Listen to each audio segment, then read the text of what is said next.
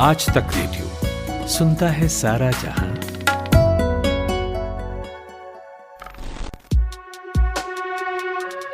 भारत और पाकिस्तान दोनों की दुखती रग है कश्मीर। दोनों तरफ के लोगों से पूछिए तो झगड़े के अपने अपने रीजंस बताएंगे। इसके बाद कबायलियों की घुसपैठ से लेकर करगिल तक दोनों खुद को सही भी ठहराएंगे। लेकिन अगर मैं आपसे कहूं कि कश्मीर के कुछ पुराने सीक्रेट्स आपको अभी भी मालूम नहीं, तो अगर कहूं कि ब्रिटेन ने सोवियत यूनियन से अपनी लड़ाई में भारत पाकिस्तान का यूज किया, तो आप क्या कहेंगे? अगर कहूं कि इंडिया के जल्दी पार्टीशन की एक वजह ब्रिटेन सोवियत यूनियन की न्यूक्लियर रेस थी, तो आप क्या कहेंगे? अगर कहूं कि तिब्बत पर चीनी कब्जे के पीछे स्टालिन का एटम बम बनाने का प्लान था, तो क्या कहेंगे? तो भाई साहब, आज के पढ़ाकू नितिन में आपको ऐसी ऐसी थ्योरीज सुनने को मिलने वाली हैं जो आपने कभी नहीं सुनी होंगी। हमारे साथ बैठ के जमा रहे हैं इकबाल चंद मल्होत्रा। इकबाल जी पहले भी पढ़ाकू नितिन में आ चुके हैं, लेकिन वो मैटर अलग था। इस बार उनकी किताब आई है ब्लूम्सबरी से, डार्क सीक्रेट्स। इकबाल अब तक तिब्बत से लेकर मॉस्को तक धावा बोलकर ढेरों डॉक्यूमेंट्रीज बना चुके हैं, खूब अवार्ड जीते हैं। उन्होंने कश्मीर और चीन पर किताबें भी लिखी हैं जो बहुत मशहूर हैं। तो इकबाल से पूछेंगे कि क्यों वो कह रहे हैं कि कश्मीर में भारत पाकिस्तान की लड़ाई असल में ब्रिटेन का गेम था। क्या सोवियत यूनियन के एटॉमिक प्रोग्राम का नुकसान भारत से लेकर तिब्बत तक को उठाना पड़ा? क्या भारत पाकिस्तान के हुक्मरानों ने लोगों से ये बात छुपाई कि हम दो महाशक्तियों के टकराव का मोल चुकाते रहे हैं? क्या Netaji Subhash Chandra Bose second world war के बाद भी जिंदा थे और उनके जिंदा रहते नाजी और कम्युनिस्ट्स उनके जरिए अपना एजेंडा पूरा करा लेना चाहते थे?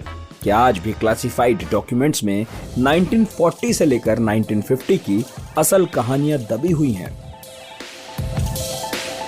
मैं हूं नितिन ठाकुर और ये है पढ़ाकू Nitin. At the stroke of the midnight hour, when the world sleeps, I'm gonna make him an offer again with you. सत्ता का खेल तो चलेगा, सरकारें आएंगी जाएंगी, मगर मेरे कमरे में किताबों के सिवा कुछ भी नहीं।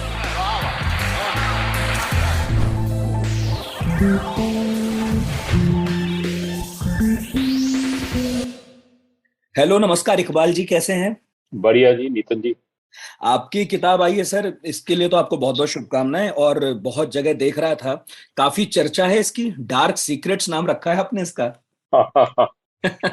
और कश्मीर पर ना सर कई किताबें पिछले दिनों आई और मैंने कई सारी पढ़ी हैं, लेकिन ये मुझे कहने में कोई संशय नहीं है कि आपकी किताब इनमें सबसे अलग है। एक तो कवर पर आपने माओ बनाया है, स्टालिन बनाया है, क्योंकि हमें मालूम है कि कश्मीर में मोहम्मद अली जिन्ना का स्टेक था, भारतीय राष्ट्रीय कांग्रेस का स्टेक था, और अंग्रेज भी थे जो चाहते थे कि हम पाकिस्तान बनाएं। कुछ लोग कहते हैं वो इसलिए बनाना चाहते थे ताकि सोवियत यूनियन के खिलाफ एक बफर स्टेट के तौर पर उसका यूज कर सकें। मगर आपकी किताब जो है बहुत कुछ अलग कहती है। वो कश्मीर के बारे में कुछ ऐसी बातें कह रही है जो आसानी से पचती नहीं है। तो एक तो आपका मैं पहले सोर्स जानना चाहूंगा कि खुलासे वाली किताबों का सोर्स बहुत इंपॉर्टेंट है। आप कश्मीर पर काफी दिन तक काम करते भी रहे, किताब पहले भी आई है, तो कितनी मेहनत लगी, कहाँ कहाँ से आपने कागजात खंगाले, और फिर तो एक एक करके जो सीक्रेट है उसके बारे में बात करेंगे।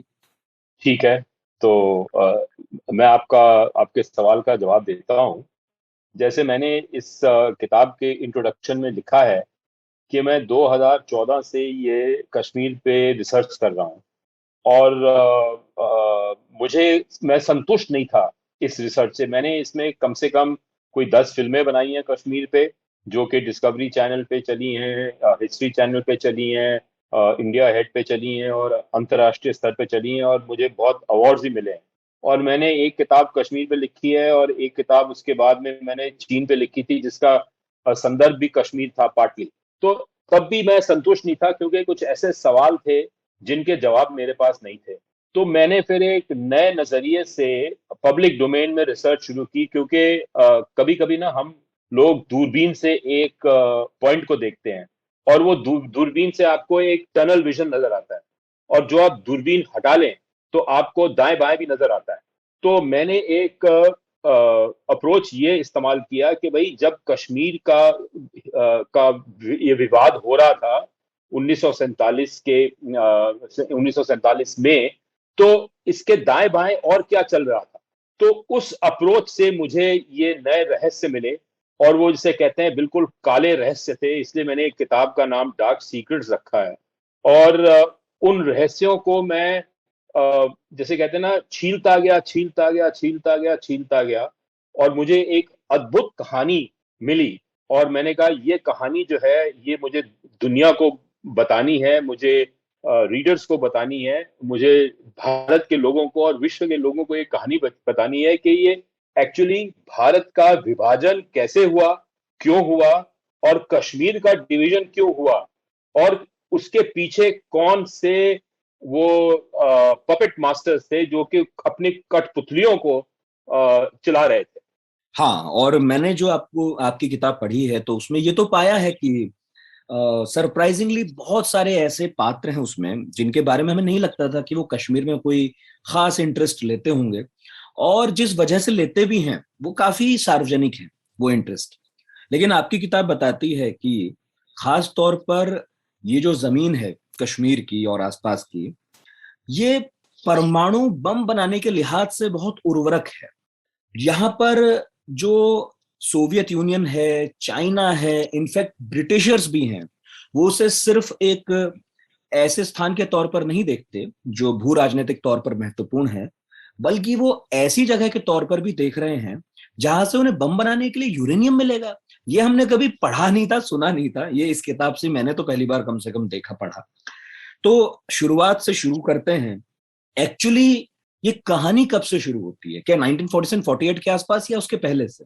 देखिए, ये कहानी शुरू होती है 1880 से, हम्म। जबकि उस वक्त जो रूस का जो सम्राट था, जिसे कहते हैं जार, वो दक्षिण की तरफ आ रहा था रूस से, और वो जितने ये सेंट्रल एशिया के, मध्य एशिया के जो मुस्लिम रियासतें थी, उनको वो फतेह कर रहा था। तो वो अफगानिस्तान के बॉर्डर पे पहुंच गए, और अंग्रेजों की हुकूमत भारत में थी।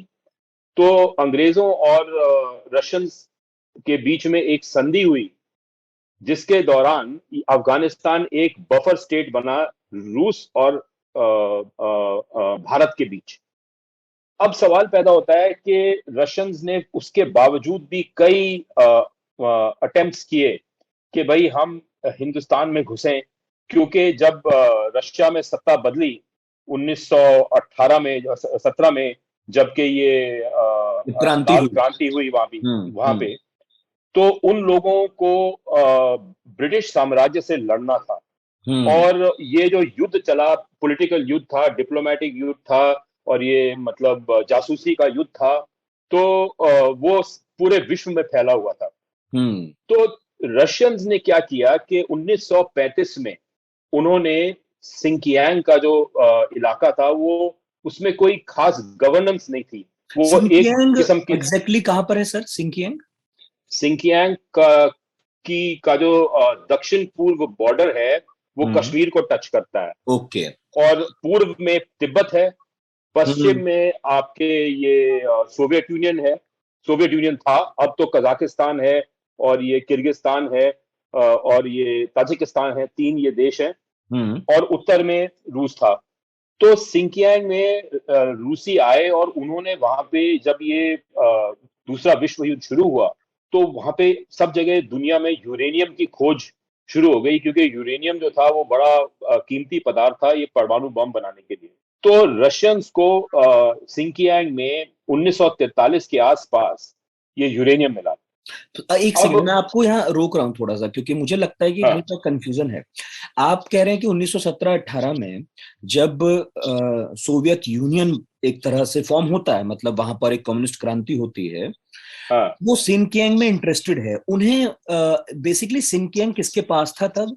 वो क्यों इंटरेस्टेड थे, और यूरेनियम के बारे में उन्हें कैसे मालूम था कि यहाँ पर है? नहीं, हाँ, यूरेनियम के बारे में बाद में पता चला। वो हम्म। सिंकियांग में इसलिए इंटरेस्टेड थे क्योंकि वहां पे तेल की खपत हो रही थी, और साथ में एक वो जिसे कहते हैं ना, एक स्ट्रेटेजिक इलाका था जो कि मध्य एशिया के चौराहे पे फिक्स था। मतलब अच्छा। वो स्ट्रेटेजिक पॉइंट ऑफ व्यू से जो ओल्ड सिल्क रोड है, जिससे जिससे कि ये व्यापार चलता था एशिया से यूरोप में और यूरोप से एशिया में, ये मतलब पिछले 500 हजार साल से चल रहा था। तो वो बड़ा एक महत्वपूर्ण इलाका था। ओके। तो उन्होंने उस पे कब्जा करने की कोशिश की, लेकिन वहां की जो लोकल मुस्लिम पॉपुलेशन थी वो उनके साथ उन्होंने गुरेला वॉरफेयर शुरू कर दिया। और वो आप समझिए आजकल के आधुनिक युग में कहेंगे आतंकवाद वहां पे शुरू कर दिया, वो रूसियों के खिलाफ। तो ये उस तो वक्त वो चाइना के पास था सिंकियांग? नहीं, उस वक्त चाइना में सिविल वॉर चल रही थी। ओके। और ये एक चाइनीज जिसे कहते हैं वॉरलॉर्ड, एक बाहुबली था जिसके कब्जे में ये सिंकियांग था। लेकिन उसके सोवियत एडवाइजर्स थे, सोवियत यूनियन, सारा उसकी जो एक्सपोर्ट था वो सारा सोवियत यूनियन में जा रहा था। और सोवियत यूनियन ने उनको ये फाइनेंसिंग भी दी हुई थी। तो वो हालांकि लूसली वो चाइना से कनेक्टेड थे, लेकिन प्रैक्टिकल टर्म्स पे वहां पे सोवियत हुकूमत थी। ठीक है। तो जब यहाँ पे 1943 में यूरेनियम की खोज हुई तो वो बड़ी जरूरी जगह बन गई, उसकी अहमियत बहुत बढ़ गई। और अंग्रेजों के जासूसों को पता चल गया यहाँ पे इंडिया में कि यहाँ पे यूरेनियम है। तो भारत का एक दूतावास था वहां पे काशगर में, सिंकियांग में। और वो उस दूतावास से ये खबरें मिलती गई। तो अंग्रेजों ने कहा कि भाई हम यहाँ पे स्पाइंग करें कि ये रूसी इस यूरेनियम से क्या कर रहे हैं। और उस वक्त रूस जो था वो अमेरिका और ब्रिटेन के साथ में एक संधि में था, और वो जर्मनी के खिलाफ लड़ रहे थे दूसरे विश्व युद्ध में। हाँ। तो फिर भी ये एटॉमिक रेस चल रही थी कि जर्मनी के पास बॉम्ब बनेगा पहले, अमेरिका के पास बनेगा, कि रूस के पास बनेगा या ब्रिटेन के पास बनेगा। चारों अब देश जो है वो ये रेस में थे। हाँ ठीक है। हाँ, अब ये 1945 में जब ये दूसरा विश्व युद्ध खत्म हुआ तो अमेरिका में एक कानून निकला उनके उनके संसद में कि भाई जो हम न्यूक्लियर रिसर्च कर रहे हैं हम उसकी उसकी उसको किसी के साथ शेयर नहीं करेंगे। और उन्होंने कहा कि ब्रिटेन उनका खास मतलब एलाय था, उनका पार्टनर था जर्मनी के खिलाफ इस युद्ध में। उन्होंने ब्रिटेन को भी आउट कर दिया। अब उस समय क्या हुआ कि यूरोप में एक जिसे कहते हैं ना लोहे की दीवार, आयरन कर्टन आ गया, जब जहां के Russian sphere of influence, Soviet sphere of influence और अमेरिकन स्फीयर ऑफ इन्फ्लुएंस जो था वो यूरोप उसमें बट गया। और ब्रिटेन को ये खौफ था कि कभी ना कभी वो भी रशिया के गुलाम हो जाएंगे, क्योंकि रशियन हवाई जहाज जो हैं वो बड़ी आसानी से परमाणु बॉम्ब ब्रिटेन पे फेंक सकते हैं। ठीक है। तो ब्रिटेन को क्या था कि उनको ये एटॉमिक बॉम्ब बनाना था, बड़ा जरूरी था। अब ताज्जुब की बात यह है कि रशियंस ने एटॉमिक बॉम्ब बनाया अमेरिकनों पे जासूसी करके, और ब्रिटेन ने रशिया पे जासूसी करके वो बॉम्ब बनाया। अच्छा, अमेरिका की जासूसी रूस कर हाँ रहा है और रूस की जासूसी ब्रिटेन कर रहा है। हाँ। तो अब क्या हुआ, एक बड़ी दिलचस्प बात हुई कि एक रियासत थी कश्मीर की, मतलब कश्मीर में एक छोटा सूबा था जिसको बोलते हैं चित्राल जी। वहां पे चित्राल का एक जो राजकुमार था उसका नाम था प्रिंस बुरहानुद्दीन। अब वो भारतीय सेना में था और वो भारतीय सेना से डिफेक्ट करके सुभाष बोस की आईएनए में चला गया। तो वो उसका सुभाष बोस का वो काफी क्लोज आदमी था, और उसको अंग्रेजों ने अरेस्ट कर लिया था 1945 में, जबकि ये जापान हार गई और आईएनए हार गई थी। तो बर्मा से वो उसे लाल किले पे ले आया, उसको यहाँ पे उन्होंने ट्रायल पे रखा। जब ट्रायल पे रखा तो जो ट्रायल का प्रिजाइडिंग जज था वो ब्रिगेडियर करियप्पा था, जो लेटर ऑन भारत का पहला आर्मी चीफ बना और फिर बाद में फील्ड मार्शल बना पहला करियप्पा। जी हाँ, जी हाँ। तो उस वक्त वो ब्रिगेडियर थे। तो उन्होंने उसे 6 साल की जो कड़ी सजा का सेंटेंस सुनाया। और जब वो गार्ड जो थे उसको ले जा रहे थे जेल के अंदर में, तो उसने उनको रोका और वो अपने जज के प्लेटफॉर्म से उतर के उसने उससे हाथ मिलाया। अब ये बात बड़ी अजीब और विचित्र थी, क्योंकि जनरल करियप्पा जो था, ब्रिगेडियर करियप्पा उस समय, वो बहुत ही मतलब भारतीय सेना के और अंग्रेजी हुकूमत का वफादार सैनिक था। पर जब उस वफादार सैनिक ने हाथ मिलाया उस बागी के साथ में, तो अंग्रेजों के सीने में ये डर बहल गया कि जो ब्रिगेडियर करियप्पा के मतलब जज्बात उस आदमी के साथ में मिलते हैं, तो ये आजादी की जो इच्छा है ये हर एक भारतीय सेना के फौजी के अंदर है। और उस समय भारतीय सेना की जो साइज था वो 25 लाख था, और भारतीय सेना ने दूसरा विश्व युद्ध जितवाया था अंग्रेजों को। भारतीय सेना के बिना अंग्रेज कभी नहीं जीतते युद्ध। हम्म। और साथ में भारत के अंदर में वो 1940 से लेके 47 तक यहाँ पे कई फैक्ट्रियां लगी थी, ये लड़ाई का सामान बनाने के लिए, बम बनाने के लिए, हथियार बनाने के लिए। रैपिड इंडस्ट्रियलाइजेशन हो गया था, तो भारत बड़ा एक अहम देश था इस वॉर एफर्ट के लिए। हम्म। तो उनको ये समझ आ गई बात कि भाई हमें यहाँ से जाना है, क्योंकि हमारे तो सिर्फ 50,000 आदमी हैं और ये 25 लाख सेना से हम यहाँ पे हुकूमत कर रहे हैं। जो सेना ही हमारे से वफादार नहीं रही तो आगे हुकूमत कैसे चलेगी। तो उन्होंने फिर स्टेप्स शुरू किए कि वो यहाँ से अपने आप को निकालें। लेकिन क्योंकि कश्मीर का हिस्सा बहुत जरूरी था ये रूस पे जासूसी करने के लिए, तो उनको ये उस शशुपन में पड़ गए कि हम निकले और कैसे रहें, क्योंकि उनको कश्मीर पे अपनी हुकूमत जमानी थी, क्योंकि उनके वहां पे एकूस्टिक और साइज्मिक रिसर्च स्टेशन थे जो वहां पे मॉनिटर कर रहे थे कि न्यूक्लियर एक्टिविटी क्या हो रही है। और रावलपिंडी में और रिसालपुर एक शहर है पेशावर के पास में, वहां पे उनके एयरबेस थे और वहां से उनकी फ्लाइट्स जाती थी ये एरियल रिकॉनेसेंस करने के लिए। तो उन्होंने फिर ये डिसाइड किया कि भाई हम भारत का बंटवारा करेंगे, क्योंकि जो कांग्रेस की सरकार है, अब कांग्रेस की सरकार 1937 के इलेक्शन में सत्ता में आई थी। हाँ, और वो 8 स्टेट्स में थी। बिल्कुल। तो जब 1939 में ये दूसरा विश्व युद्ध अनाउंस हुआ तो पंडित नेहरू ने कहा कि हमें तो भारत को तो पूछा नहीं, वाइस रॉय ने हमें युद्ध में धकेल दिया शामिल था। कर दिया है।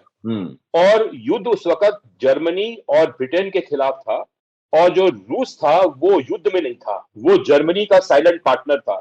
1941 में रूस के खिलाफ जर्मनी ने अटैक किया तो रूस ब्रिटेन का पार्टनर बन गया, जर्मनी के पार्टनर से हटके। हाँ, वो रातों रात जिस तरह से शिफ्ट हुआ उसके बाद बहुत सारे कम्युनिस्ट एकदम चौंक गए, क्योंकि पहले वो हिटलर के खिलाफ चुप थे और जैसे ही हिटलर और रूस का आमना सामना हुआ तो कम्युनिस्ट पसोपेश में पड़ गए कि अब करें तो करें क्या, अभी तक तो हम हिटलर को लेकर कुछ कह नहीं रहे थे, अब कहना पड़ेगा। तो अब वो 1939 में जब नेहरू जी ने सरकार से सारे कांग्रेस मिनिस्ट्री ने इस्तीफा दे दिया, तो वहां पे मुस्लिम लीग और हिंदू महासभा की सरकार बने। तो उसमें से उनको अंग्रेजों को ये मतलब ये कॉन्फिडेंस हो गया कि भाई ये जो मुस्लिम लीग है ये हमें ये हमारा प्यादा बन के काम कर सकती है। तो फिर उन्होंने ये सारा कार्यक्रम बनाया जो मैंने किताब में लिखा है ओवर 7 साल, जिससे कि उन्होंने भारतीय सेना में जिसमें कि हिंदू और सिख अफसर थे और जवान थे उनको बॉर्डर से हटा दिया और वहां पे लोकल जिसे कहते हैं ना पैरामिलिट्री फोर्स, वो सारी लोकल मुसलमानों की फोर्सेस वहां पे लगानी शुरू कर दी, जिससे कि वहां पे कोई भी नॉन लोकल आदमी वहां पे पैरामिलिट्री में नहीं होगा और किसी को पता नहीं चलेगा कि वहां बॉर्डर पे क्या हो रहा है, क्योंकि उनको डर था कि भाई हम यहाँ पे ये जासूसी कर रहे हैं और इस जासूसी का स्कोप हमको बढ़ाना है। अब क्या हुआ कि जब ये पार्टीशन हो रहा था तो कई सूबों में कई स्टेट्स में ये चुनाव हो रहा था कि भाई आपने भारत के साथ जाना है या पाकिस्तान के साथ जाना है। हाँ। तो ये नॉर्थ वेस्ट फ्रंटियर प्रोविंस में वहां पे कांग्रेस पार्टी ने उस चुनाव में पार्ट नहीं लिया और फिर भी सिर्फ 50.27% से की बहुमत से 0.27% के बहुमत से वो पूरा का पूरा स्टेट जो है वो पाकिस्तान में गया। अब कांग्रेस पार्टी ने उसमें क्यों नहीं भाग लिया, ये सोचने वाली बात है, क्योंकि जो नेहरू जी का पहले विजन था वो ये था कि भाई ये कश्मीर जो है और ये NWFP जो है ये भारत का हिस्सा होगा और भारत का लैंड बॉर्डर पूरे मध्यमी एशिया के साथ में जुड़ जाएगा और पाकिस्तान एक सिर्फ पंजाब और सिंध का छोटा सा हिस्सा होगा और वो उनको एक्सेप्टेबल था कि इस तरह की पार्टीशन होगा। लेकिन अंग्रेजों के दिमाग में दूसरी बात थी, उनको वो ये पूरा इलाका कश्मीर, गिलगिट, लद्दाख ये सारा उस पर कंट्रोल करना था और NWFP पे, क्योंकि उनके एयर बेसिस थे, साथ में उनकी वहां पे स्पाइंग चल रही थी, वो पूरा मॉनिटरिंग हो रहा था। तो इसलिए उन्होंने अब क्योंकि एक बड़ा इंटरेस्टिंग सवाल यह है कि जब ये भारतीय सेना 1948 में हम लड़ाई कर रहे थे पाकिस्तानियों के साथ में कश्मीर पे, तो सडनली अपने आप जिसे कहते हैं यूनिलैटरली भारत ने सीज फायर क्यों अनाउंस किया। अब ये बड़ी आश्चर्य की बात है कि ये सीज फायर क्यों हुआ जबकि हमने अपनी बाकी जमीन वापस नहीं ली। जो कि वो इन्वेडर्स ने कब्जा कर लिया था उस पे। तो मैंने कुलदीप नैयर साहब जो बड़े पहुंचे हुए जर्नलिस्ट थे अपने टाइम के, मैंने उनका इंटरव्यू लिया था कोई 4 साल पहले, उनके देहांत के पहले। तो मैंने उनसे कहा कि नैयर साहब आप ये बताइए कि ये ऐसी बात क्यों हुई। तो उन्होंने मुझे कहा कि जो ये मेजर जनरल कुलदीप सिंह थे, जो कि हमारा कैंपेन इंडियन आर्मी का चला रहे थे कश्मीर में, उन्होंने कहा कि उनको नेहरू जी से या नेहरू जी के किसी दूत से खबर मिली कि भाई जब आप कश्मीरी स्पीकिंग इलाकों पे आप कब्जा कर लेंगे तो आप वहीं पे रुक जाइए, आगे मत जाइए। अब कश्मीर में ना 5 इसमें डिविजन्स थे। एक गिलगिट का एरिया था जहां पे सारे 100% मुसलमान थे और उनकी भाषा अलग थी। एक लद्दाख का एरिया था 95% बुद्धिस्ट, उनकी भाषा अलग। जम्मू का हिस्सा divided between Hindu, Sikhs and Muslims और उर्दू पंजाबी की भाषा। और ये आप ये जो जिसे कहते हैं ना आजकल आजाद कश्मीर, वो जो हिस्सा था वो उसमें पंजाबी स्पीकिंग लोग थे। और वैली थी जिसमें के ये कश्मीरी लोग थे और वहां पे 90% मुसलमान थे। बाकी जगहों में प्रेडोमिनेंटली मुसलमान थे। अब इंटरेस्टिंग बात यह है कि जो शेख अब्दुल्ला है, ये सिर्फ वो वैली का लीडर था, वो पूरे कश्मीर का लीडर था ही नहीं, क्योंकि जो उनके अलग अलग सूबे थे उनके अलग अलग लीडर थे। लेकिन ये हमें पाठ पढ़ाया गया कि ये शेख अब्दुल्ला जो है ये पूरे कश्मीर का लीडर है और ये कश्मीर एक होमोजीनियस, एक सिंगल एंटिटी है। हालांकि ये एंटिटी थी नहीं, क्योंकि इसमें ये कोई कॉमनैलिटी नहीं थी, सवाए के जो रिलीजन है उसमें भी कहीं कहीं पे सुन्नी थे, कहीं पे शिया थे। रिलीजन के अलावा इनकी कोई इसमें कोई बाइंडिंग फोर्स नहीं थी। और राजा था, राजा हिंदू था। तो अब सवाल ये आता है कि ये जो भारत ने सीज फायर किया वो क्यों, किस लिए किया। जो हमने और अभी तक उसके पढ़ा जाना, इकबाल जी मैं आगे पूछूंगा इस बारे में, आप बताइएगा, जोड़िएगा इसे। मैं ये कह रहा हूँ कि आप जो कह रहे हैं कि क्यों किया, तो हमने जो अभी तक पढ़ा जाना जितने भी दस्तावेजों से, किताबों से, वो यही है कि भारत कभी नहीं चाहता था कि एक ऑल आउट वॉर हो और हम अंदर पाकिस्तान में घुसे, जिससे 50 तरह की जटिलताएं आए, फिर यूनाइटेड नेशंस में मामला जाए और हम एक ऐसे मुल्क के तौर पर जाने जाएं जो कब्जा करके बैठ गया। क्योंकि पहले से ही आरोप लगते रहे थे, जिन्ना लगाते रहे कि नेहरू और कांग्रेस हमेशा ही ये चाहते हैं कि पाकिस्तान कभी भी बना ना रहे, बल्कि उसका अस्तित्व खत्म हो जाए। तो ये तो उस वक्त यही कहा गया कि भाई इसलिए लड़ाई रोक दी गई क्योंकि एक तो माउंटबेटन का दबाव था कि एक नया मुल्क है तो आप सीधे ऑल आउट वॉर मत कीजिए, उसे कब्जा मत कीजिए। और वैसे भी अल्टीमेटली जिस तरह की दुनिया हो गई थी 47 48 के बाद, वहां किसी मुल्क को कब्जा करके बैठे रहना यूं भी मुश्किल था, अब भी कोई नहीं करता। तो हम तो यही पढ़ते समझते रहे। आपकी थ्योरी क्या कहती है और उसको सपोर्ट देने के लिए आपके पास क्या डॉक्यूमेंट्स हैं? देखिए, मेरी थ्योरी ये कहती है हम्म। कि माउंटबेटन ने पंडित नेहरू को ये एक किस्म की एक चॉइस दिया था कि जो आपको कश्मीर चाहिए फुल और एनडब्ल्यूएफपी चाहिए भारत का हिस्सा, तो आप ये जो हमारे न्यूक्लियर मॉनिटरिंग स्टेशंस हैं उनको आप यहीं पे रहने दीजिए। आप हमारे साथ में एक डिफेंस पैक्ट कर लीजिए, एक संधि कर लीजिए, और हमारे यहाँ पे स्टेशन यहाँ रहेंगे, हमारे एयर बेसिस भी रहेंगे। हमें यहाँ पे हमारे सर्वाइवल के लिए हमें परमाणु शक्ति बननी है और उस सर्वाइवल के लिए हमको यहाँ पे सोवियत यूनियन पे स्पाइंग करनी है और हमें ये मटेरियल चाहिए। मतलब इतने डिटेल में, विस्तार में नहीं बताया गया, लेकिन ब्रॉडली स्पीकिंग ये बातें बताई गई। अब नेहरू जी क्या, इसके इसमें कई मैंने अपने रेफरेंसेस दिए हैं जी। और साथ में मेरा ये इंटरप्रिटेशन है, क्योंकि इसमें बड़े अनआंसर्ड क्वेश्चंस है और हमें एक किस्म की रियलिटी बताई गई है, एक हकीकत बताई गई है और हमने उसको माना है। मैंने उस हकीकत को क्वेश्चन किया है क्योंकि उसकी बुनियाद जो है बड़ी कमजोर है।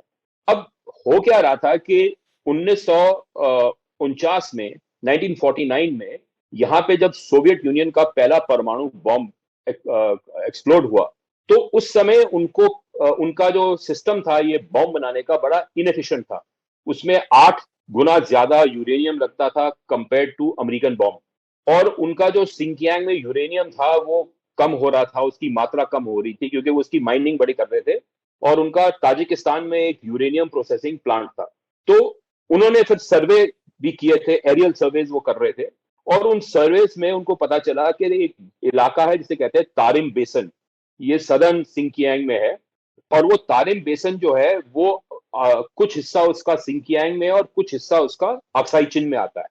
और वहां पे एक कर्कश नदी है जो अक्साई चिन से सिंकियांग में जाती है।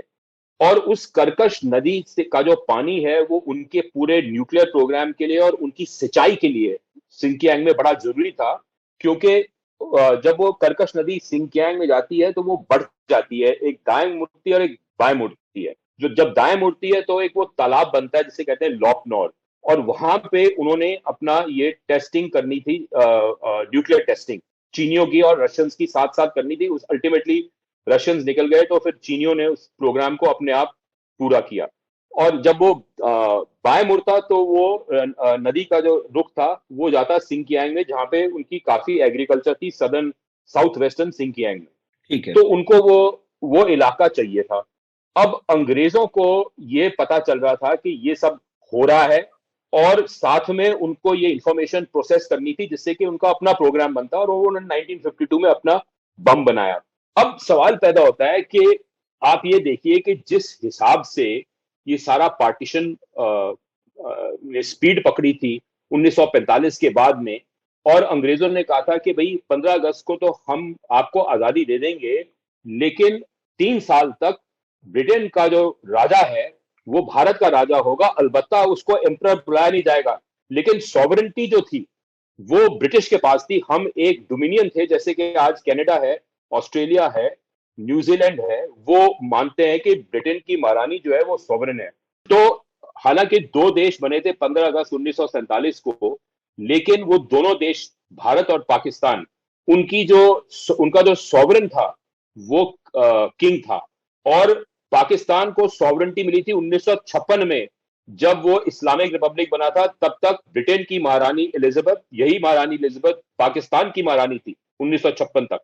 वो तो एक कॉमनवेल्थ था ही जिसके बारे में कहा जाता है। नहीं, कॉमनवेल्थ अलग बात है बॉस, ये डोमिनियन स्टेटस की बात है। हम जो एक सॉवरेन रिपब्लिक बने हैं, हम एक सॉवरेन रिपब्लिक बने हैं 1950 में 26 जनवरी को। बिल्कुल। उसके पहले हमारा राष्ट्रपति नहीं था, हमारा गवर्नर जनरल था, और वो गवर्नर जनरल जो है वो उसके अधीन था, ब्रिटेन के राजा के अधीन था। हाँ, तो वो क्या इसलिए नहीं था क्योंकि इस दौर में संविधान बनाया जा रहा था, वो एक प्रक्रिया। सही बात है, ये एक प्लान बना था, और इस प्लान के तहत जो इंडियन इंडिपेंडेंस एक्ट है जो ब्रिटेन के पार्लियामेंट में पास हुआ था जुलाई 1947 में, उसके तहत ये होना था। मेरा पॉइंट सिंपली ये है कि एक तरफ से ब्रिटेन ने इंडियन इंडिपेंडेंस एक्ट लागू किया, और उन्होंने कहा कि आप विभाजन होगा, दो देश बनेंगे, और जो जितने भी रियासतें हैं भारत और पाकिस्तान में वो डिसाइड करेंगी कि वो उन्होंने भारत में जाना है, पाकिस्तान में जाना है। अब उनको पता था कि जो कश्मीर की रियासत है उसका जो प्राइम मिनिस्टर था रामचंद्र काक, उसकी अंग्रेज बीवी थी, और वो उसका रुझान था पाकिस्तान की तरफ, और उनको ये यकीन था कि ये पाकिस्तान में कश्मीर को लेके जाएंगे। और इसलिए उन्होंने वहां पे कश्मीर में एक जो गिलगिट का इलाका है वो ब्रिटेन की डायरेक्ट हुकूमत के नीचे था, तो उन्होंने उसकी जो सॉवरेंटी थी वो वापस राजा को दे दी थी 31 जुलाई 1947 को। अब कहानी थोड़ी पीछे लेके चले कि जब माउंटबेटन यहाँ पे आया तो उसने ऐलान किया कि 30 जून 1948 को भारत आजाद होगा।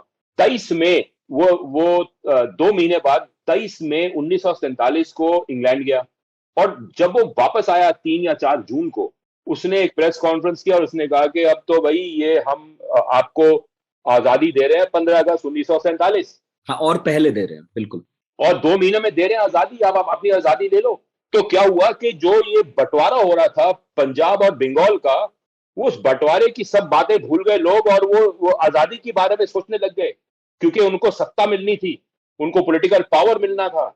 तो इस सारे कंफ्यूजन में जो एक्चुअल कहानी थी कि वो आजादी क्यों दे रहे थे पहले, क्योंकि रशियन न्यूक्लियर प्रोग्राम जो है वो क्रिटिकल हो रहा था, और उनको ये सिक्योरिटी चाहिए थी ब्रिटेन को कि जो हमारे यहाँ से हम जासूसी कर रहे हैं, acoustic, seismic and human intelligence की स्पाइंग, और जो एयर ओवरफ्लाइट्स हो रही हैं, वो हमें मौजूद रखनी है और उनको सिक्योर करना है, क्योंकि उसके बिना हमको ये सारी इंफॉर्मेशन मिल नहीं रही है। उनकी रोज फ्लाइट्स जा रही थी यूरेनियम सैंपल्स के साथ में और डेटा के साथ में इंग्लैंड।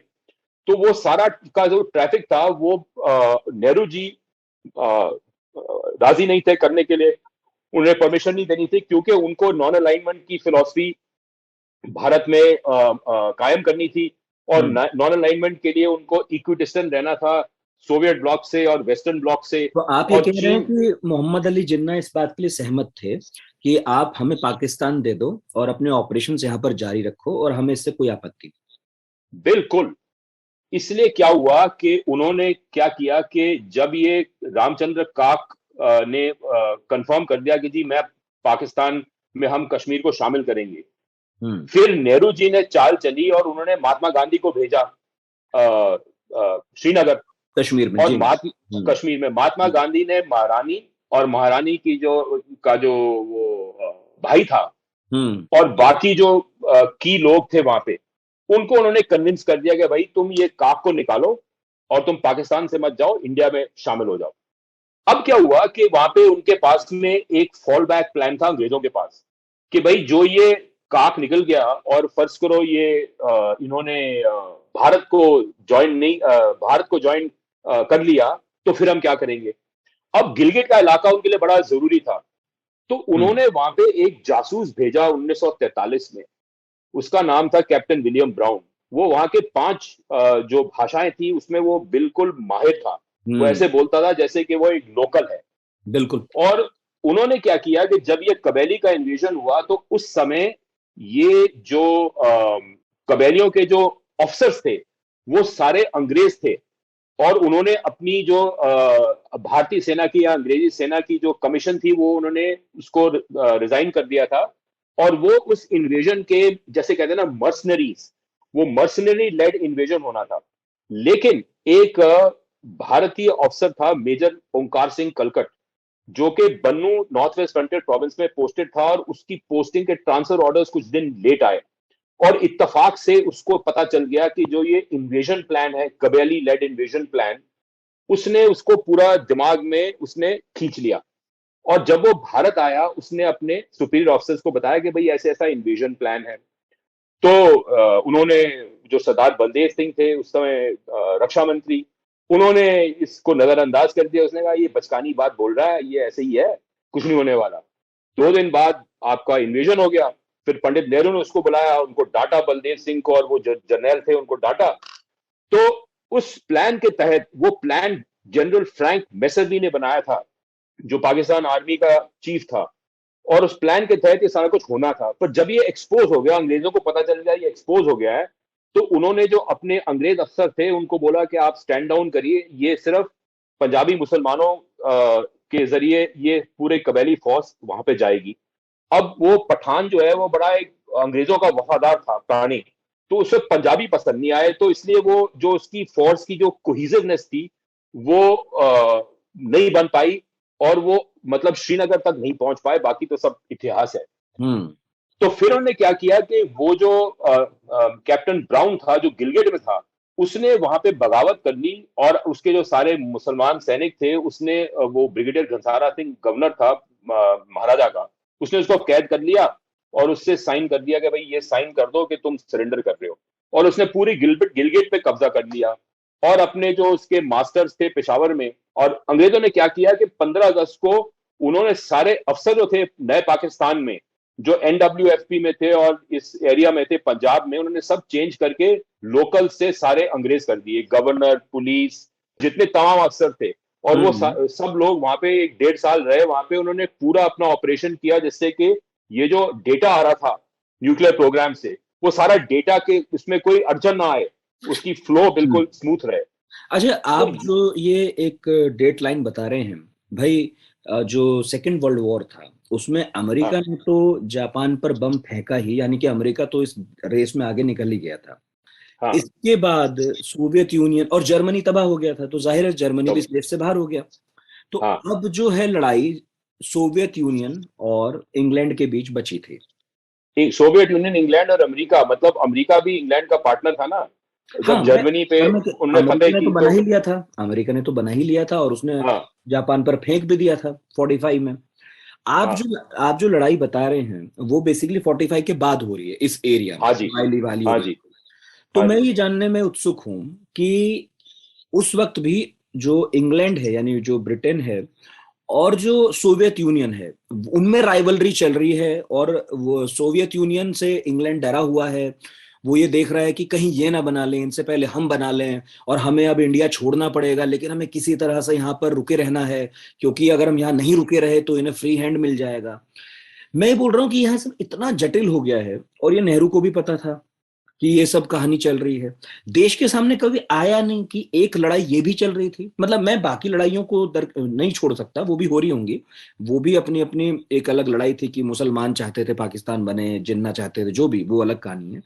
लेकिन ये भी एक बहुत बड़ी बात है कि परमाणु बम की रेस में सोवियत यूनियन और ब्रिटेन कश्मीर के आसपास ये सब कर रहे थे। ये कभी क्यों सामने नहीं आया? देखिए, इसको एक छुपाया गया। तभी तो मैंने कहा कि ये एक काला रहस्य है, डार्क सीक्रेट है बिल्कुल, जिसको कि ऑफ द बुक्स रखा गया। इसमें जो जो लोग थे उनको कस्में दी गई कि आपने ये बात बिल्कुल बतानी नहीं है। क्योंकि मुझे ये कैसे पता चला? मुझे ये पता चला कि भाई ये कश्मीर में, ये गिलगिट में इनके ये 3 न्यूक्लियर मॉनिटरिंग स्टेशंस थे। तो मुझे ताजुब हुआ कि ये न्यूक्लियर मॉनिटरिंग स्टेशंस आउटपुट कैसे दे रहे हैं, क्योंकि जो डॉक्टर ओपेनहाइमर था, जो कि अमेरिका का टॉप मोस्ट परमाणु साइंटिस्ट था, और जिसने कि ये मैनहट्टन प्रोजेक्ट में अमेरिका का जो बम बना था 1945 में, उसने वो बनाया था। और उसने ये कहा कि भाई जब सोवियत रूस ये बम फोड़ेगा तो इसकी जो शॉक वेव्स हैं और इसका जो इंफॉर्मेशन है वो अमेरिका प्रशांत महासागर में पहुंचेगी नहीं, और ना वो यूरोप में उतनी दूर पहुंचेगी। तो ये डेटा जो है वो वहीं पे पहुंचता गिलगिट तक, क्योंकि वहां का फासला जो है 800-1200 किलोमीटर की दूरी पे वो सोवियत न्यूक्लियर टेस्टिंग साइट थी सेमे में, ये कजाकिस्तान में, जो आज की डेट में कजाकिस्तान कहलाता है। और अमेरिकनों को पता था कि ब्रिटेन यहाँ से स्पाइंग कर रही है। ब्रिटेन ने क्या किया कि उनके जो हवाई जहाज जा रहे थे, ये मतलब ये एटमॉस्फेयर से ये रेडियो एक्टिविटी को टेस्ट करने के लिए और साथ में फोटोग्राफ्स लेने के लिए, तो वो उनको डर था कि कोई हवाई जहाज जो गिराया गया रूसियों से, तो उसके जब पायलट्स पकड़े जाएंगे तो पता चलेगा कि भाई हम ये सब हरकत कर रहे हैं। तो उन्होंने क्या किया कि उन्होंने 46 पोलिश पायलट्स, जो फ्री पोलिश एयरफोर्स में जर्मनी के खिलाफ लड़ रहे थे इंग्लैंड से, उन्होंने उनको इंपोर्ट किया पाकिस्तान में, और वो पाकिस्तानी एयरफोर्स का बैकबोन बना, अच्छा। उसकी रीढ़ की हड्डी बनी। और वो पायलट्स यहाँ से रावलपिंडी से और रिसालपुर से रिकॉनेसेंस फ्लाइट्स कर रहे थे, और उनका लास्ट पायलट जो है वो एक एयर मार्शल के ओहदे पर रिटायर हुआ था 1982 में पाकिस्तान एयरफोर्स से। वो तो वो पाकिस्तानी अंग्रेज, एयरफोर्स का हिस्सा रहे, और वो काम करते हैं ब्रिटेन हाँ का। हाँ जी, काम करते हैं ब्रिटेन का, उनका हिस्सा रहे। और जो हवाई जहाज का स्क्वाड्रन था, जो उसका 298 स्क्वाड्रन था नंबर, जो कि भारत आया था 1945 में, उसको सडनली 1946 में उन्होंने कहा ये स्क्वाड्रन डिसबैंड हो गया, खत्म हो गया। लेकिन ये नहीं बताया कि उसके जहाज कहाँ गए, उसके पायलट्स कहाँ गए। तो मैं जब ये रिसर्च कर रहा था तो मुझे एक इंफॉर्मेशन मिली कि 1960 में पाकिस्तान एयरफोर्स ने इजिप्शियन एयरफोर्स को हेलिफैक्स बॉम्बर एयरक्राफ्ट बेचे थे। अब मैं इस रिसर्च में मुझे बड़ा ताज्जुब हुआ। मैंने कहा क्योंकि ये हेलिफैक्स बॉम्बर जो था ये 1945 का बड़ा एडवांस बॉम्बर था, और ये तो भारत में था ही नहीं, और वो पाकिस्तान में कैसे पहुंच गया? क्योंकि पाकिस्तान एयरफोर्स में पहले बॉम्बर तो ये B-57 कैनबरा वाले आए थे। तो फिर मैंने रिसर्च की और पता चला कि ये जो हेलिफैक्स बॉम्बर थे ये उनके अडेप्टेड एयरक्राफ्ट थे, जो कि ये जासूसों को लेके जाते थे और ले आते थे और जासूसी करते थे और ये सारी स्पाइंग करते थे। फिर मुझे पता चला कि एक सिडनी कॉटन नाम का आदमी था, जो कि 1900, आप समझिए ये 47-48 में काफी मशहूर हुआ था, क्योंकि वो रात को फ्लाइट्स कर रहा था कराची से हैदराबाद। कि जो निजाम हैदराबाद था कि वो पाकिस्तान के साथ मिलना चाह रहा था, लेकिन वो मजबूर था, भारतीय सेना ने उसको सराउंड किया हुआ था, और हमारे पास उस समय नाइट फाइटर्स नहीं थे। तो कराची से हैदराबाद की फ्लाइटें आती थी रोज, और ये सिडनी कॉटन को प्रेस में बताया गया था कि ये सिडनी कॉटन जो है ये एक बड़ा भारी ऑस्ट्रेलियन बिजनेसमैन है, और ये फ्लाइटें कर रहा है, पैसे बना रहा है, हथियार बेच रहा है। एक्चुअली क्या था कि सिडनी कॉटन जो था ब्रिटेन की जासूसी सर्विस MI6 का हिस्सा था, और वो एरियल फोटोग्राफी में माहिर था, पायनियर था। उसने दूसरे विश्व युद्ध में highly specialised high altitude aerial photography कायम की थी, और उसको बुलाया गया था, रावलपिंडी में बेस किया गया था, फिर रिसालपुर में, पेशावर में बेस था, और वो वहां से ये पूरी जो इसकी ऑर्गेनाइजेशन थी एरियल रिकॉनेसेंस की, वो उसके अंडर थी। तो ये कई लेवल्स पे षड्यंत्र रचा गया था, किसी को पता ही नहीं था कि हकीकत क्या है, क्या हो रहा है, क्या नहीं हो रहा। अब यहाँ पे पंडित जी को ये था कि सत्ता हमारे हाथ में आए और हम भारत का निर्माण करें, और हम मतलब दुनिया में भारत की का रुतबा बढ़ाएं, और हम नॉन अलाइनमेंट ये करें वो करें, और हम अपना पूरा ये सोशलिस्टिक पैटर्न ऑफ सोसाइटी करें, और ये करें वो करें।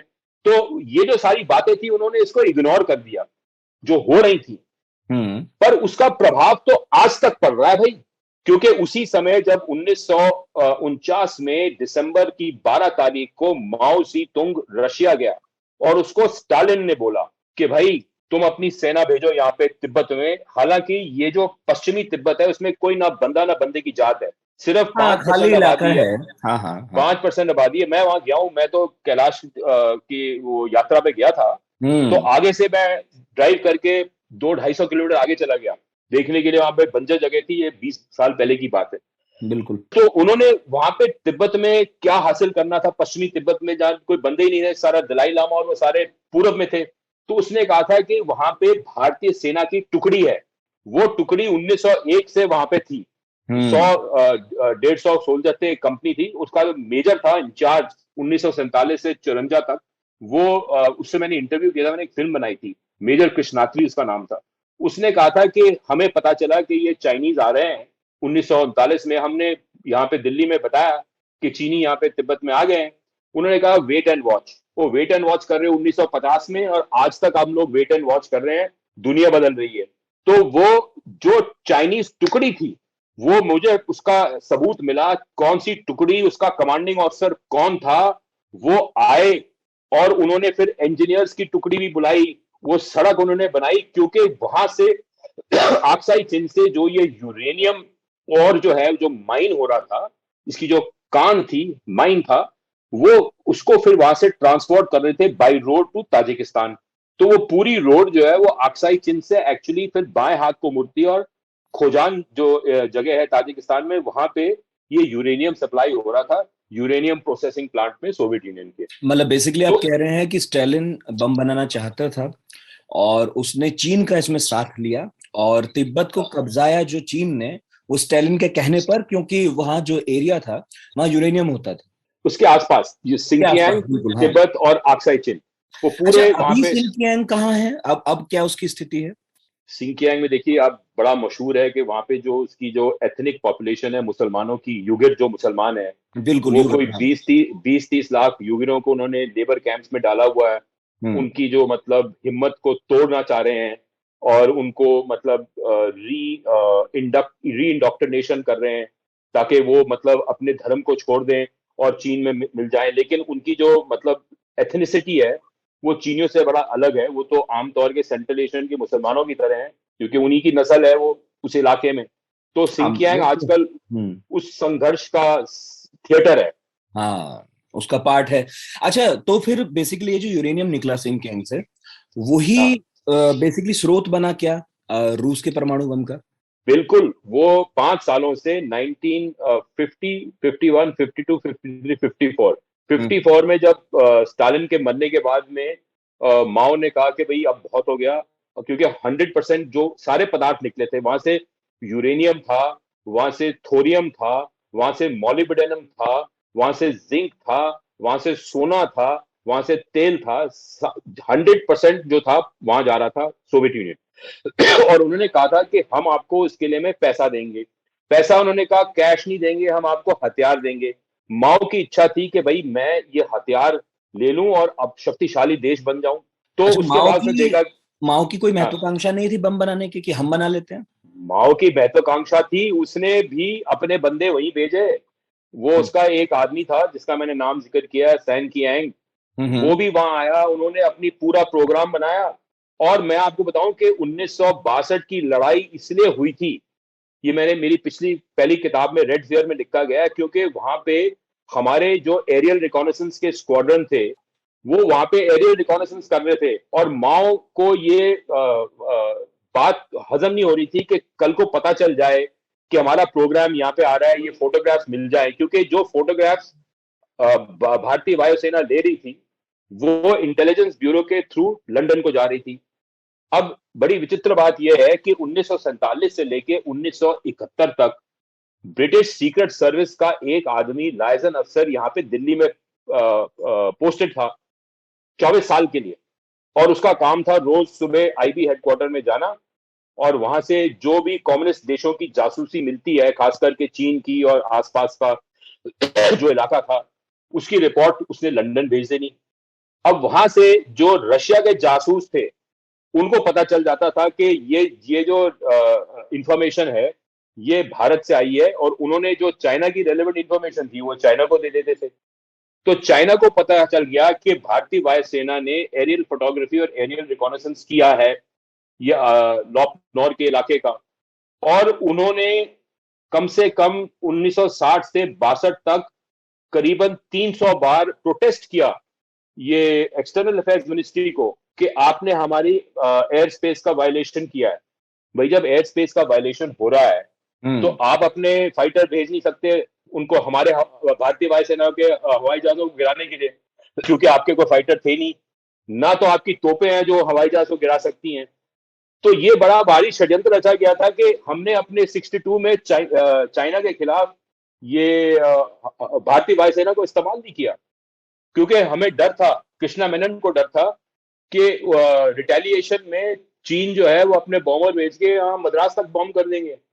अब ये इतने इस लेवल पे झूठ रचाए गए थे, किसी ने क्वेश्चन नहीं किया, और ये झूठ सच बन गए कि ये जो पूरा परमाणु का खेल है ये खेल सारा सिंकियांग में हो रहा था। और मुझे ताज्जुब है कि नेहरू जी को ये पता नहीं था, क्योंकि नेहरू जी को ये 100% पता था, क्योंकि जो लोकल इंफॉर्मेशन मिल रही थी थ्रू इंटेलिजेंस, और जो मिस्टर मलिक जो आईबी के चीफ थे उनको बता रहे थे, उन्होंने उसको नजरअंदाज किया, क्योंकि उनका दिमाग उस पर फिक्स था नॉन अलाइनमेंट, उनका दिमाग फिक्स था socialist pattern of society, heavy industry first strategy, यहाँ पे बड़े बड़े स्टील प्लांट बनाओ, ये बनाओ वो बनाओ। 1939 में अमेरिका ने भारत को कहा कि आप हम हमारे साथ मिल जाइए, हम आपको न्यूक्लियर पावर बना देंगे, आपकी इंडस्ट्री डेवलप कर देंगे, आप कम्युनिज्म के खिलाफ हमारे साथ में कंधा से कंधा मिला के लड़िए। नेहरू जी ने इनकार कर दिया। जो आज मैं ये मेरी बहस है कि जो उस समय अमेरिका के साथ जो हम संधि करते, जो हम अब जाके कर रहे हैं 75 साल बाद में हम क्वाड के मेंबर बने हैं, जो उस वक्त हम अमेरिका के साथ संधि करते तो आज भारत चीन की जगह में होता। भारत का इतिहास जो है ये कंटेम्प्रेरी इतिहास ही बदला जाता। हाँ ठीक है, वो तो इकबाल जी, अब देखिए इतिहास में तो किंतु परंतु होता नहीं है, और आज तो हम कह सकते हैं कि क्या होना चाहिए था, लेकिन जिस समय चीजें हो रही होती हैं, घट रही होती हैं, तो काफी कठिन है फैसला कर पाना। मुझे तो आपसे ये पूछना है कि कुछ लोग ये जरूर कहेंगे आपकी किताब पढ़ने के बाद कि भाई, मतलब किताब पढ़ने से पहले भी कहेंगे कि ये तो एक कॉन्स्पिरेसी है, थ्योरी, जैसे कॉन्स्पिरेसी थ्योरी चलती है कि आपने सारा फोकस जो इस क्षेत्र का है वो परमाणु बम की रेस पर लाकर जो है टिका दिया, कि इसीलिए सोवियत यूनियन का भी इसमें इंटरेस्ट था, इसीलिए ब्रिटेन का भी था, चाइना का भी इसीलिए था। तो मैं आपसे पहले भी पूछ रहा था, अब ये बात पूछ रहा हूँ कि अभी तक ये बहुत अच्छी भी बात है कि आप ही ने इस थ्योरी को प्रतिपादित किया। मेरी नजर में तो अभी तक तो मैंने कहीं ऐसा पढ़ा नहीं है खास। तो आप इसकी सपोर्ट में क्या डॉक्यूमेंट्स लगाते हैं? क्योंकि मेरा ख्याल है कि बहुत सारी चीजें अगर इस मामले में होंगी भी, वो अनडॉक्यूमेंटेड रही होंगी। देखिए ये सही बात है कि अनडॉक्यूमेंटेड है, और सही बात है कि मैंने इसमें रेफरेंसेस भी दिए हैं।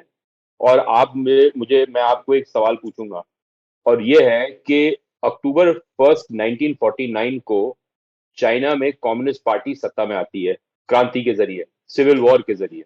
ठीक है। और जनवरी के महीने में वो अपनी फौज को भेजती है आक्साई चीन के अंदर सड़क बनाने के लिए, जबकि तिब्बत का उनका जो इंटरेस्ट है लासा में है, ईस्टर्न तिब्बत में है, सिचुआन के आसपास है।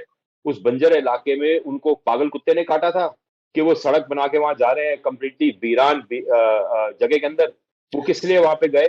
और वो जो खबर है कि ये जो बातचीत हुई थी और जो कंपनी बनी थी Sino Soviet ferrous metal company, और जो माइनिंग हो रही थी, वो उसको हम नजरअंदाज कर दें, उसका क्या इम्पैक्ट नहीं बना था? तो जो चीन का इन्वेजन है आक्साई चीन का, वो 56, 57, 58 में नहीं हुआ था, वो तो 1950 जनवरी में हुआ था, जब वो यूनिट पीएलए की वहां पे घुसी थी।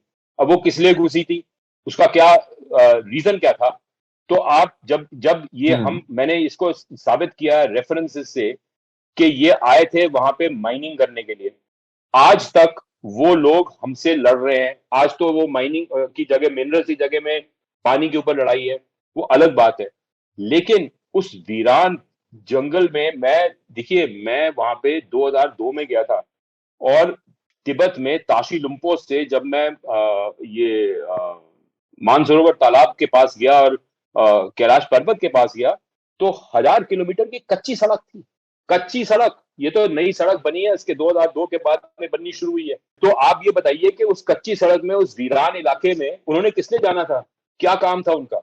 और फिर ये जो गिलगिट रिबेलियन हुआ, जो ये कबैली आए 47 में, ये सारा कुछ हुआ। और ये जो रेफरेंडम हुआ वहां पे नॉर्थ वेस्ट फ्रंटियर प्रोविंस में, ये किस लिए हुआ? 0.27% से जो कांग्रेस पार्टी उसमें हिस्सा लेती, तो ये एनडब्ल्यूएफपी जो था वो पाकिस्तान के बशर्ते ये इंडिया के साथ में उसके यूनियन हो जाता, फिर क्या होता? वो तो पॉपुलर विल था उन लोगों का, पठानों का, कि वो भारत के साथ में मिले। तो ये नहीं, सब वो जो तो बातें देखिए, हैं, आज आज इनको जब हम हम बात कर रहे कनेक्ट कर हैं, रहे हैं। मैं तो ये आज कनेक्ट कर रहा हूँ इन सब बातों को।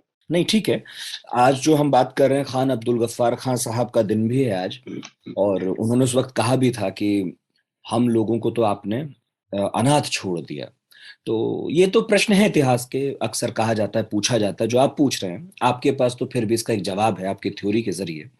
लेकिन पॉलिटिकली ये सवाल अक्सर पूछा भी जाता है, तो इसे तो मैं मना नहीं कर रहा हूँ, ठीक है, आपकी एक थ्योरी, आपने उस पर मेहनत की। लेकिन आपकी किताब कुछ और भी बातें कहती है। जैसे एक मुझे बड़ा इंटरेस्टिंग पॉइंट लगा, कई कई बातें कहती है, लेकिन एक लगा सुभाष चंद्र बोस के बारे में। आपने हम्म। उनकी पत्नी एमिली शेंकल को नाजी पार्टी की महिला विंग का हिस्सा बताया। और उसमें ये भी आपने कहा कि ये एक तरह का ट्रैप था जो सुभाष को फांसने के लिए था, जिसमें नेहरू भी शामिल थे और नेहरू के जरिए नाम्बियार शामिल थे और जर्मनी भी शामिल था। तो ये भी जो है इस तरह की बात है, क्योंकि अभी तक हम यही मानते थे कि भाई वो उनकी सचिव थी, टाइपराइटर थी, और मोहब्बत हुई और शादी हुई, उनकी एक बेटी है जो आज भी है। लेकिन आप जो बता रहे हैं कि वहां पर जर्मनी चाहता था कि सुभाष उनकी तरफ से काम करें, और सोवियत यूनियन चाहता था सुभाष उनकी तरफ से काम करे। देखिए, ऐसा है हम्म। कि 1920 और 1930 में पूरे यूरोप में एक बड़ा, मतलब जिसे कहते हैं ना, सिंपथी थी ये कम्युनिज्म के लिए, और कई लोग अंदर से कम्युनिस्ट थे। और क्या था कि जो नेहरू के एक फ्रेंड थे, जो बाद में भारत के राजदूत बने, डॉक्टर नाम्बियार करके। ये डॉक्टर नाम्बियाल जो थे, ये इन्होंने सुभाष बोस के ये खास आदमी थे जर्मनी में। और देखिए, मैंने 2 फिल्में बनाई हैं सुभाष बोस पे, एक डिस्कवरी चैनल के लिए, एक हिस्ट्री चैनल के लिए।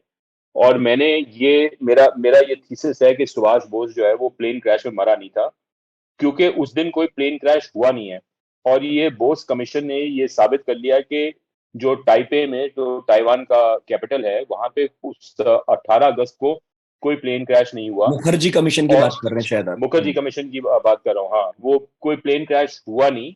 और ये 17 अगस्त की रात को, जबकि सुभाष बोस डानांग में थे, और सुबह वो प्रातःकाल वहां से उड़ के टाइपे गए, उस दिन रात को वो एक लियोन प्रूचैंडी करके नाम का आदमी था, जो इंडियन इंडिपेंडेंस लीग साइगॉन का प्रेसिडेंट था, उसके घर में रहे।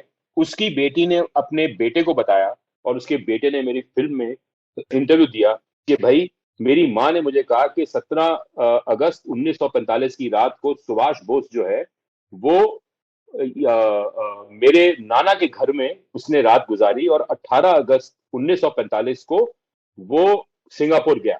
हम्म। अब मैंने ये फोटोग्राफ छापी है, जो मुझे नेट से मिली है, और वो मेरी फिल्म में भी थी, जिसमें कि वो हैंडशेक कर रहे हैं जब ये सुभाष जी जा रहे हैं वहां से।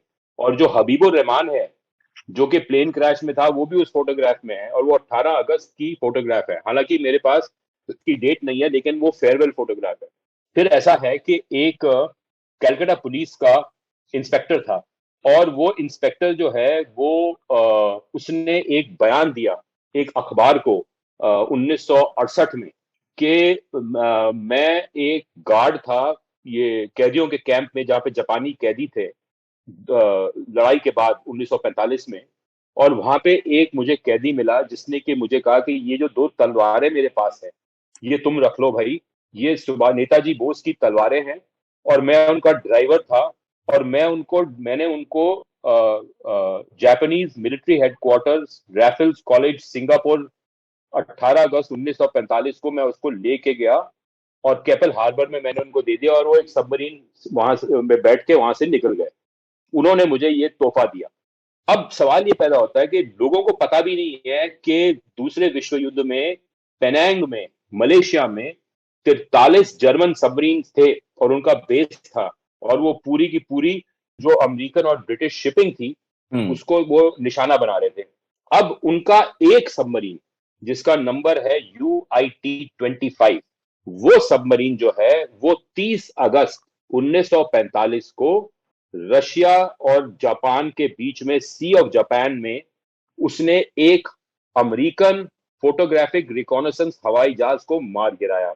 अब आप ये बताइए कि 9 मई 1945 को जर्मनी ने सरेंडर कर दिया और अमेरिकनों ने और ब्रिटिश ने और फ्रेंच ने और रूसियों ने जर्मनी पे कब्जा करके उसको 4 हिस्सों में बांट दिया। तो आप मुझे ये बताइए कि ये जर्मन सबमरीन जो है उन्होंने युद्ध कैसे जारी रखा। और उन्होंने उन दिनों के सबमरीन की टेक्नोलॉजी ये थी कि जो आपने एक हवाई जहाज को मार गिराना है तो आपको समुद्र की सतह पे आना पड़ेगा और उस समय आप वो हवाई जहाज को गिराएंगे। और फिर आपने वो हवाई जहाज को क्यों गिराया? क्योंकि वो फोटो ले रहा था और आपके ऊपर घूम रहा था, पासिस कर रहा था। तो आप ऐसी क्या बात कर रहे थे जिससे कि आपको डर लगा कि भाई ये बात जो आगे खुल गई तो क्या होगा? तो मैंने अमेरिका में रिसर्च करवाई, उस जहाज के पूरे क्रू का लिस्ट लिया, पता करवाया कि कब क्रैश हुआ। और फिर वो जो सबमरीन था वो 2 सितंबर को जापान जाके योकोहामा हार्बर में उन्होंने, जब जापान ने सरेंडर किया 2 सितंबर को, उन्होंने अमेरिकन नेवी को सरेंडर कर दिया। अब उस कप्तान की जो लॉग बुक है और वो जो सारा उसका मतलब मटेरियल था, उसकी डीब्रीफिंग, वो आज तक क्लासिफाइड है। और वो सबमरीन की क्षमता थी कि वो 100 टन कार्गो ले जा सकता है। अब सवाल यह है कि एक कलकत्ता पुलिस ऑफिसर ने ये बयान दिया, उस बयान के फलस्वरूप पार्लियामेंट की लोकसभा की इंक्वायरी हुई कि भाई ये सच बोल रहा है कि नहीं, ये क्या वाकई आर्मी में था। उन्होंने कहा सच बोल रहा है। आईबी की इंक्वायरी हुई। उन्होंने कहा लेकिन जिस जापानीज अफसर के बारे में बात कर रहा है उसका तो कोई पता है नहीं। भाई आपने कोई उसकी नहीं तहकीकात की? आपने जापानीज डिफेंस मिनिस्ट्री को चिट्ठी लिखी कि भैया ये आपका सैनिक कहाँ पे है, हम उससे बात करना चाहते हैं? बिल्कुल नहीं, कोई उसकी बात ही नहीं। वो इंक्वायरी वहीं दब गई। अब ताजुब की बात यह है कि उस इंक्वायरी के खत्म होने के 2 साल बाद, 1.5 या 2 साल बाद, उस पुलिस इंस्पेक्टर का गला काट के एक थाली पे रख के उसके घर के चौखट पे रखा गया। अच्छा। तो वहां पे लिखा गया कि भाई ये कलकत्ता पुलिस ने कहा कि ये तो एक नक्सलवादी हत्या है। आप मुझे ये बताओ कि नक्सलवादी हत्या में मैंने तो कभी सुना नहीं कि भाई वो गला काट के थाली पे रखेंगे आपके घर के आगे चौखट के सामने। ये तो मैंने सुना नहीं, नक्सलवादियों ने कभी ये पहले किया ही नहीं है। और ऐसी मतलब बेहुदा हरकत कौन करेगा? तो वो जो मतलब था वो एक सिग्नल था कि भाई आप चुप रहिए, बिल्कुल चुप रहिए, कुछ मत बताइए परिवार को, जो आपको कुछ पता भी है, आपके पास कोई इंफॉर्मेशन भी है, कि ये कहानी सुभाष बोस की यहीं दब जाए। वो तो हमने लगातार देखा, अनुज धर ने उस तरफ काफी प्रयास किया और उनका कहना है, अनुज धर की बात अलग है, वो तो कह रहा है कि वो बाद में बाबा बने, ये बने, वो हाँ, बने। वो ठीक है। लेकिन मेरे पास मैंने जो इसमें अपनी किताब में लिखा है कि सुभाष बोस के 3 ब्रॉडकास्ट थे रेडियो, जो दिसंबर 1945 और जनवरी और फरवरी 1946 में रिकॉर्ड किए गए थे। ये आईबी के रिकॉर्ड पे है। और वो उसने एक चिट्ठी भी लिखी थी नेहरू जी को कि मैं चित्राल के जरिए आ रहा हूं यहाँ पे। ये सब बातें कही गई थी। अब इन सब बातों को दबा दिया, इनको नजरअंदाज कर दिया, इग्नोर कर दिया। सवाल ये पैदा होता है कि ये सुभाष बोस की कहानी जो है ये खत्म नहीं हुई। और मैंने एक जनरल का, सोवियत जनरल का भी इंटरव्यू लिया था, मेजर जनरल कोलेस्निकोव का, 6 साल पहले मॉस्को जाके। उसने कहा था मैंने ये सबूत देखा है, ये सोवियत इसमें आर्काइव्स में है, कि नेताजी जो थे 1946 तक तो जिंदा थे 1946 जिंदा थे। तक जिंदा थे। उसने कहा था लेकिन भारत सरकार को चिट्ठी लिखनी पड़ेगी रशियन गवर्नमेंट को कि भाई ये आप सीक्रेट फाइल जो है पेडोल्स्क मिलिट्री आर्काइव से रिलीज करिए। अब सवाल ये पैदा होता है कि हाँ ये बात सही थी कि कुछ ना कुछ प्लान था कि क्रांतिकारियों को रूस के जरिए इंडिया में भेजा जाए दूसरे विश्व युद्ध के बाद बगावत करने के लिए, यहाँ पे मतलब इंसरेक्शन करने के लिए, अंग्रेजों को तंग करने के लिए। लेकिन सवाल यह है कि उस समय ही ये सोवियत न्यूक्लियर प्रोग्राम शुरू हो रहा था और वहां पे यूरेनियम की माइनिंग हो रही थी और वहां पे टेस्टिंग हो रही थी और वो सारा इलाका जो है वो भारत के बिल्कुल सरहद पे था। तो बोस की कोई सेना या बोस की कोई हरकतें तो हो नहीं सकती थी क्योंकि रशियंस के लिए परमाणु बम बनाना बड़ा महत्वपूर्ण था। तो इसलिए मेरा ये अंदाज है, मेरे पास सबूत नहीं है, मेरा ये अंदाज है कि उस समय 1940 के आसपास उन्होंने बोस को अंदर गुलाग में जेल में डाल दिया और वो बेचारे 6-7 साल तक जेल में रहे। और जब स्टालिन की मौत हुई और क्रुश्चेव फिर सत्ता में आए तो फिर सोवियत यूनियन का रुख जो है भारत के प्रति बदला। क्यों बदला? 7 साल तक तो वो उसने गांधी जी के मतलब हत्या पे सहानुभूति भी नहीं प्रकट की थी, स्टालिन ने कंडोलेंस भी नहीं दिया था। तो वो बदला क्यों, ये सोचने वाली बात है। इसके पीछे पीछे क्या रहस्य है? तो इसलिए वो इसके पीछे यही रहस्य है कि भाई बोस उस वक्त जिंदा थे और वो मेरा तो अंदाज है कि 1972-73 तक जिंदा थे। उस वक्त उनकी उम्र होगी कोई 78 साल के आसपास और उसके बाद में उनका देहांत हो गया होगा। हाँ, तो मतलब ये तो प्रश्न हमेशा रहते ही हैं और आपने चूंकि किताब में इशारा किया तो मुझे लगा पूछना चाहिए कि भाई भारत क्यों नहीं आए, क्यों कोशिश नहीं की, इतने साल हो गए, कोई चिट्ठी, कोई पत्री, डॉक्यूमेंट्स कोई मिलता नहीं। हमारे यहाँ भाजपा अक्सर कहती थी कि कांग्रेस की साजिश है, भाजपा सत्ता में आ गई तो उन्होंने भी इसमें कुछ किया नहीं, तो कुछ भी ठोस नहीं मिलता। मिलती हैं तो थ्योरीज मिलती हैं, जिसमें एक आपने जैसी बताई वो मैंने पहले भी पढ़ी थी कि शायद साइबेरिया की किसी जेल में बंद कर दिए गए थे, या अनुज धर की मिलती हैं जिसमें वो कहते हैं कि वो भारत आए थे, शायद गुमनामी बाबा थे, उनके ट्रंक आज भी पड़े हुए हैं, कोई खोलने वाला नहीं है। तो वो तो है, लेकिन मैं आपसे जो सवाल कह रहा था वो ये भी कह रहा था कि एमिली शेंकेल को नाजी पार्टी जो है वो अपना मोहरा बनाती है। मतलब आप ये कह रहे हैं कि सुभाष चंद्र बोस को सोवियत यूनियन वाले और नाजी जो हैं वो दोनों ये चाहते थे कि सुभाष उनके हिसाब से काम करे। बिल्कुल, क्योंकि क्या है कि देखिए सुभाष बोस कांग्रेस प्रेसिडेंट बने, उस समय गांधी जी ने ये कहा था कि 1 साल के लिए एक टेन्योर होगा कांग्रेस प्रेसिडेंट का और उसके बाद में कांग्रेस प्रेसिडेंट बदला जाएगा। और गांधी जी के इच्छा के खिलाफ Subhash Bose second time Congress presidency के लिए उन्होंने चुनाव लड़ा।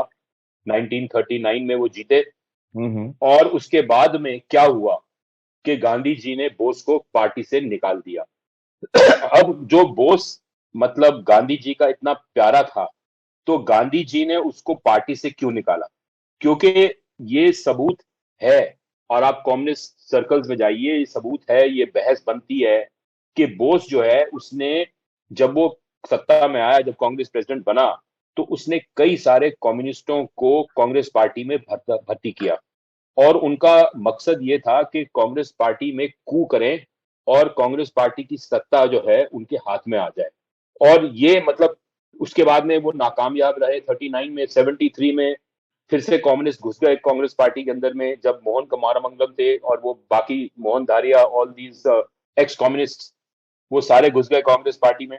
तो उस समय जो कॉमिंटर्न था, जो कम्युनिस्ट इंटरनेशनल था, उनकी इच्छा थी कि हम ये ब्रिटेन को, ब्रिटिश साम्राज्य को तोड़े तो अंदर से कैसे तोड़े, भारत के थ्रू ही तोड़ सकते हैं, क्योंकि जब भारत ही ये ब्रिटिश साम्राज्य का सबसे बड़ा स्तंभ है, ये भारत टूटेगा तो ब्रिटिश साम्राज्य टूटेगा।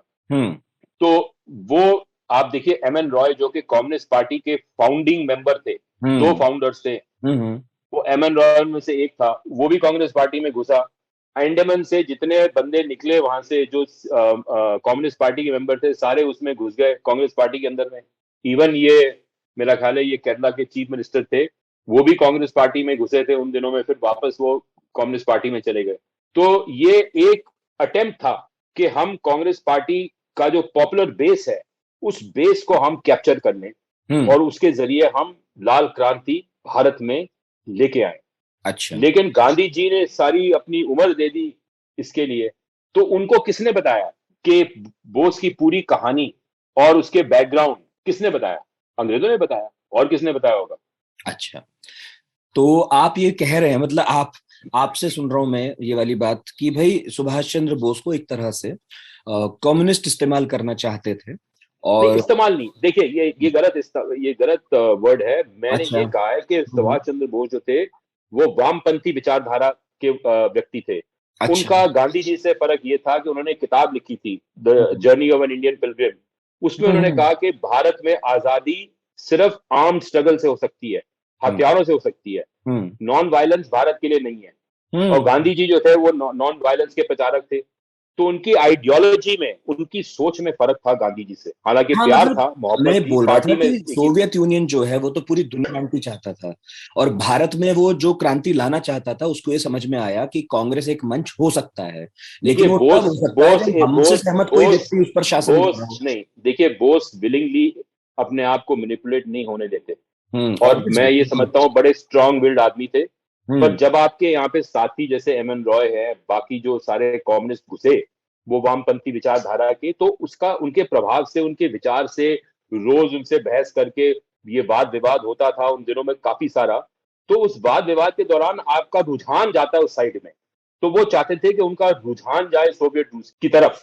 ये बात थी। और ये जो इनकी पत्नी थी, उनका वो नाजी पार्टी का मेंबरशिप कार्ड तो है, वो तो इंटरनेट पे आप ढूंढ सकते हो, रेफरेंसेस में दिया गया है। हम्म। और उनको एक डॉक्टर माथुर ने बोस से मिलवाया था।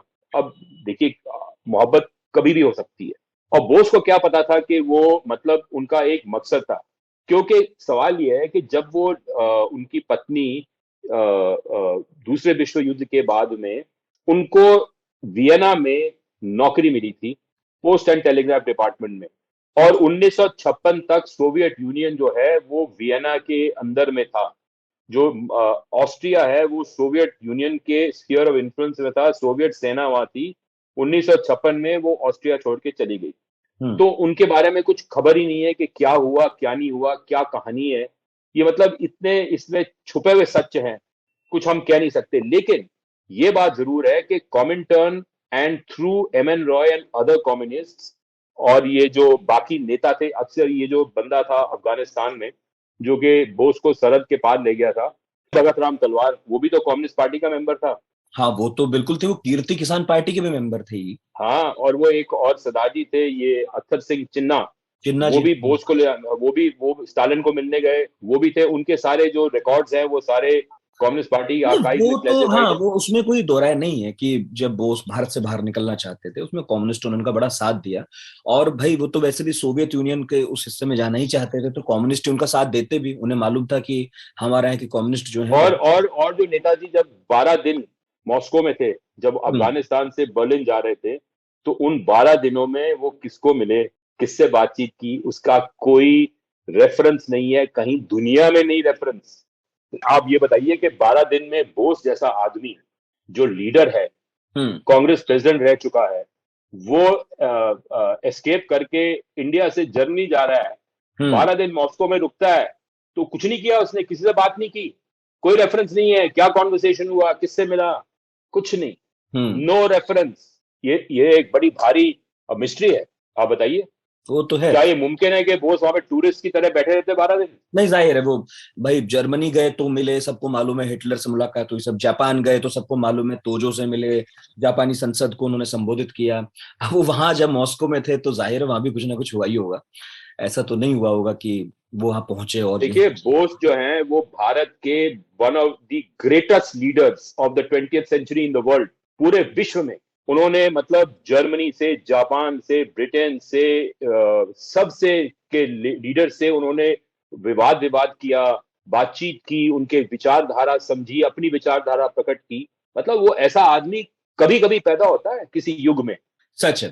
तो दो खुलासे तो देखिए बड़े हुए, और आपने बताया एक तो कश्मीर वाला, चाहे अनचाहे और जाने। अच्छा, एक चीज और है, मुझे सवाल पूछना भी चाहिए था कि झगड़ा तो था ही नहीं है कश्मीर का, ये तो उसके बराबर में एक जगह थी, वहां के लिए हो रहा था।